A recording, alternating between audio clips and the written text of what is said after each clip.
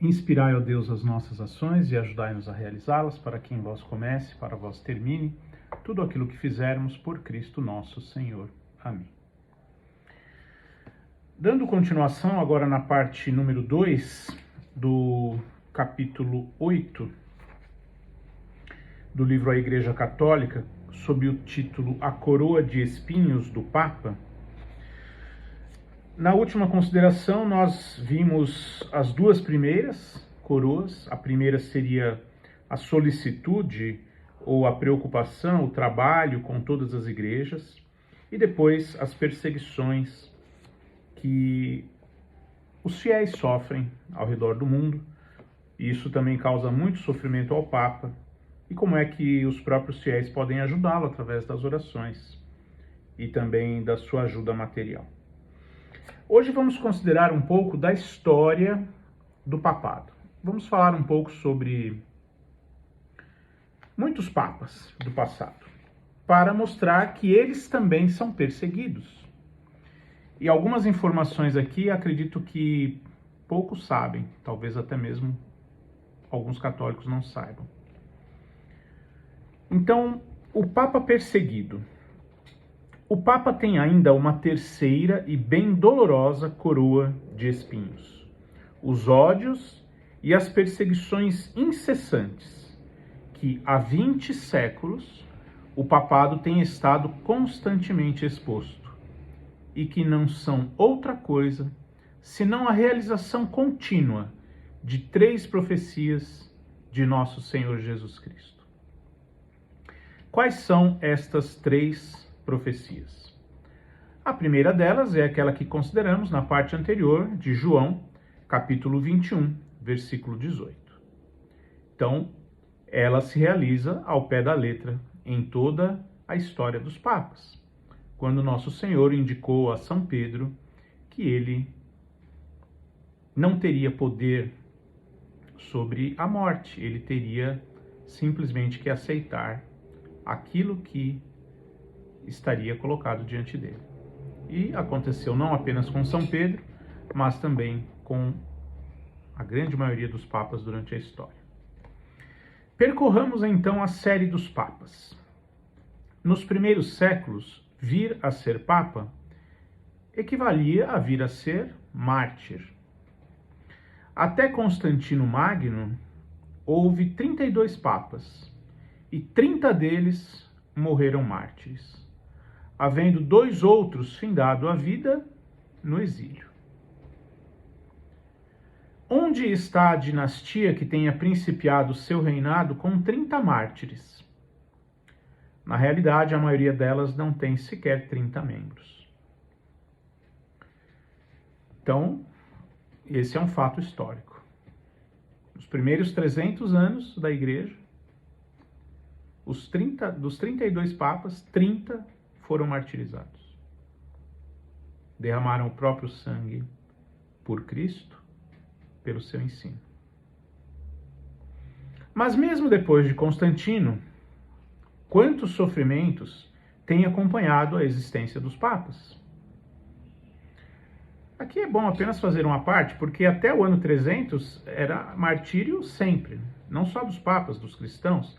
A perseguição foi brutal nos 300 anos.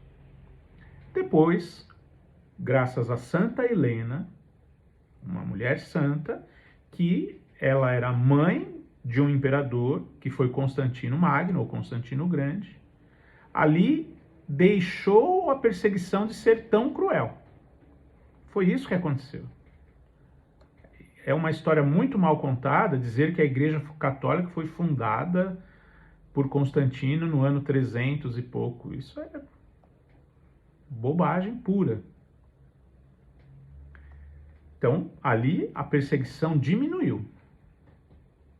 E, na verdade, começou-se a reconhecer a Igreja, a religião cristã, a Igreja Católica, como a religião do próprio Império Romano. E foi assim durante algum tempo. Mesmo depois de Constantino, quantos sofrimentos têm acompanhado a existência dos papas? Bastará talvez citarmos alguns fatos históricos. Inocêncio I e São Leão Magno foram quase alcançados por Alarico e pelos vândalos. João I morreu na prisão. Agapito morreu no exílio. Silvério, são todos nomes de papas, né? Silvério foi deportado para uma ilha e lá morreu de fome. Virgílio foi desterrado. Martinho I carregou seus grilhões até o Mar Negro.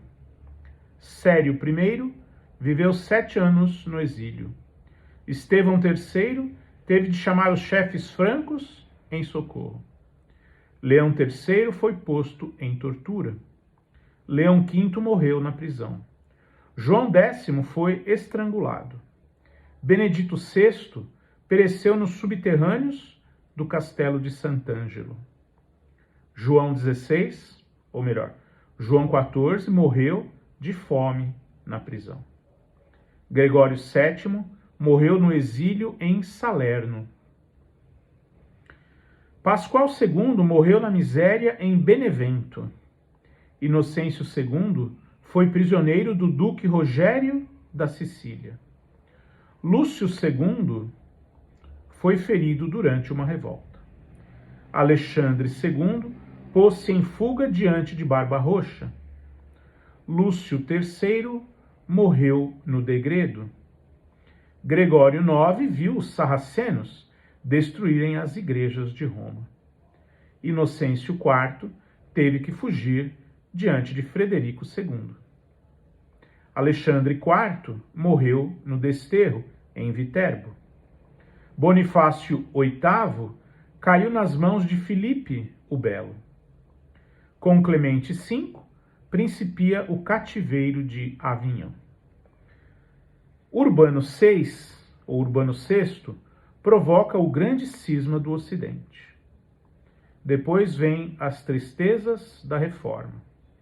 O jansenismo sob Urbano VIII, o galicanismo sob Alexandre VII, sob Inocêncio XI, o despotismo do Rei Sol. Clemente XI e Clemente XII suportam os vexames dos soberanos de Nápoles, de Madrid, de Paris e de Viena.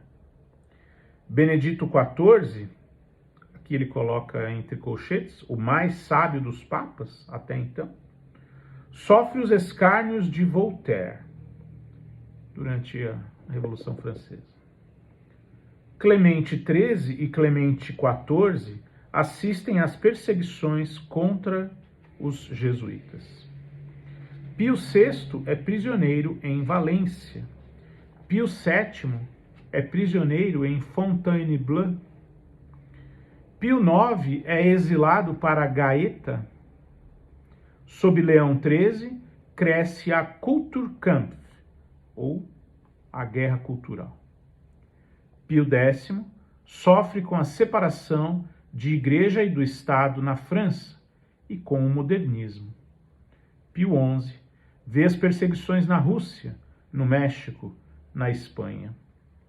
Outro te cingirá e te levará aonde não queres ir. Foi o que Cristo disse, conforme o Evangelho de João, capítulo 21, versículo 18, ao primeiro dos papas, a São Pedro. Quem não vê como se tem realizado as palavras do Salvador nos sucessores de Pedro. Então esta foi a primeira profecia que consideramos. Agora a segunda. Outra palavra tem se realizado também, conforme registrado pelo Evangelho de São Lucas, capítulo 22, versículo 31. Simão, Simão, eis que Satanás vos reclamou para vos joeirar como o trigo. Quando Satanás viu que esse trono, apesar das perseguições sangrentas, ficava de pé, que após as revoluções, as heresias, os banimentos, esse trono ainda lá estava, escolheu outro caminho, um caminho ainda mais perigoso. Papas indignos ascenderam ao trono nos séculos 9 e 10. Não tendo sido destruído pelo sangue, nem pelas heresias, Nesse momento é que o papado devia ter sucumbido.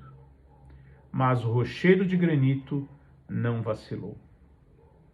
Satanás vos reclamou para joirar como o trigo. Várias vezes renovou-se a mais triste cena da paixão de Jesus, quando um de seus apóstolos o traiu. Outra instituição teria irremediavelmente perecido. Esta, porém, foi fundada pelas palavras criadoras do Filho de Deus: Tu és Petrus. Então, a velha tática de tentar derrubar por dentro, né? Se não se consegue por fora, tenta-se por dentro. E vice-versa, né? Novas perseguições ocorrem incessantemente. O soberano mais poderoso da Europa, Frederico Barbarroxa, cerca Roma e parece que está liquidado o papado. Nada mais o pode salvar. Eis, porém, que enormes fogueiras ardem no campo em torno de Roma. O que é aquilo? Querem incendiar a cidade? Não. A peste declarou-se no campo e queimam os cadáveres aos milhares, para poderem ao menos reconduzir-lhes os ossos à pátria. Mas as chamas já não bastam. Atiram-nos no mar aos milhares. E logo Barbarroxa, vencido, vem de pés descalços fazer penitência. Um outro fato histórico. O sultão Saladino escreve a Pio II: Chego para fazer da Basílica de São Pedro uma mesquita muçulmana. O Papa responde: a barca da igreja pode ser sacudida pelas vagas ou pelas grandes ondas, mas não afunda, e ela não sossobrou. E os outros aproveitaram a lição? Não. Outros governantes importantes? Não aproveitaram. Napoleão humilha Pio VI e grita-lhe em tom de superioridade. O Papa acredita que a sua excomunhão fará cair os fuzis das mãos dos meus soldados? Mas, em seguida, vem de Moscou o fogo, o frio e, no sentido literal da palavra, os fuzis caíram das mãos geladas dos soldados. Depois chegam Waterloo, Santa Helena e o fim de Napoleão. O papado ficou de pé, com a tríplice coroa de espinhos na cabeça. Então, esta segunda profecia de Cristo cumpriu-se muito bem na história dos papas. Agora, a terceira profecia, ou a terceira promessa que Cristo fez. Ficou de pé porque há uma terceira promessa de Nosso Senhor que também se tem realizado. Esta está registrada no Evangelho de São Mateus, capítulo 16, versículo 18. E as portas do inferno não prevalecerão contra a minha igreja. Ela realizou-se no passado, esta promessa, e ela realizar-se-á também no futuro. Então vamos ver como é que ela se realizou no passado, citando alguns fatos. Conheceis o conto do leão doente? O leão bem doente estava deitado na sua caverna. Um após outro, os animais vinham visitá-lo. A raposa também veio. Mas estacou diante da caverna e não entrou. Perguntaram-lhe por que ficava fora. Os rastos metem-me medo, diz ela. Vejo os animais entrarem aí, mas não os vejo sair. Aqui para o conto. Certamente o duque Rodolfo referia-se a esse conto, pois, quando o concitavam a atacar o Papa e a Igreja, ele contentou-se em responder: os rastos metem-me medo. E a história mostra que ele tinha razão. A Roma pagã desapareceu há muito tempo. O altar de Júpiter Capitolino há muito que foi demolido.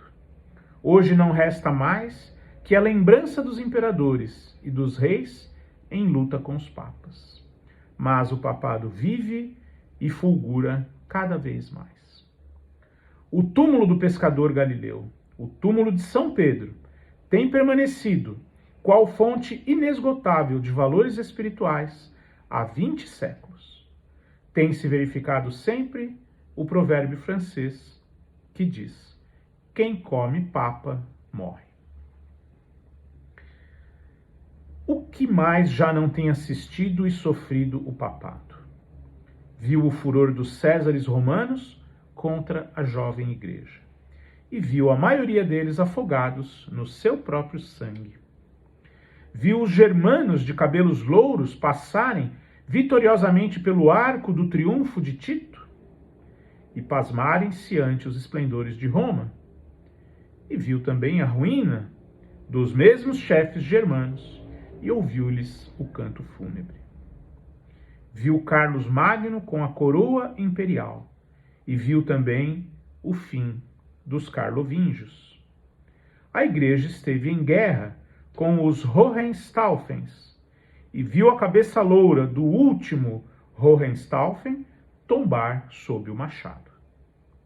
Viu surgir e desaparecer todas as famílias reinantes da Europa.